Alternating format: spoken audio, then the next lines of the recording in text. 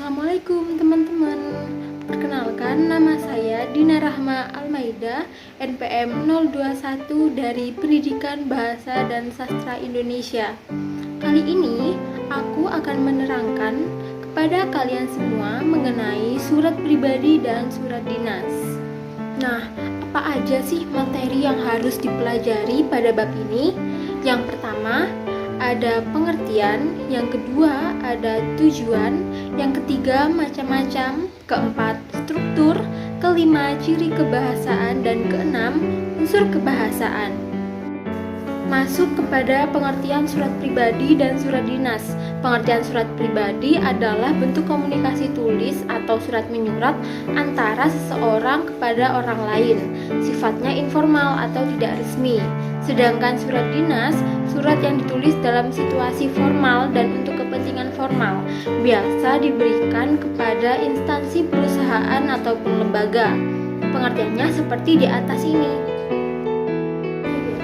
Nah, selanjutnya, apa sih tujuan dari surat pribadi dan surat dinas?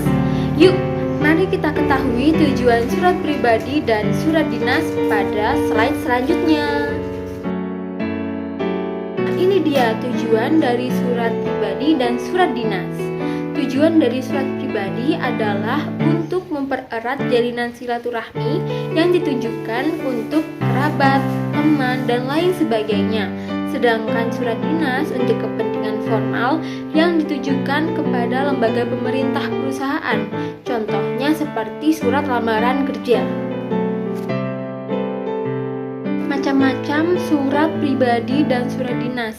Macam-macam surat pribadi ada surat perkenalan, surat pribadi setengah resmi, dan surat pribadi kekeluargaan.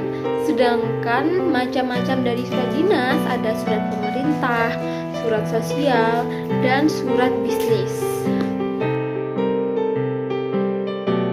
Bagaimana kalau kita langsung kepada contohnya? Berikut adalah gambaran contoh dari surat pribadi dan surat dinas.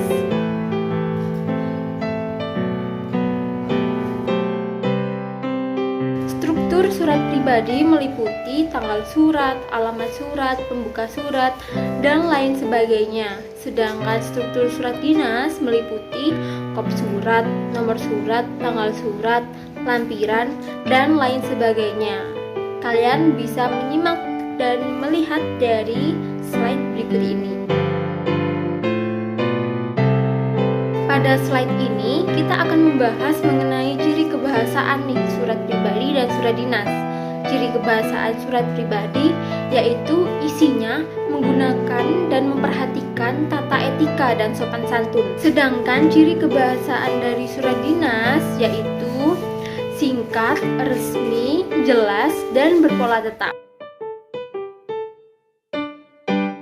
Setelah kita mempelajari ciri kebahasaan, selanjutnya kita akan membahas mengenai unsur kebahasaan dari surat pribadi dan surat dinas.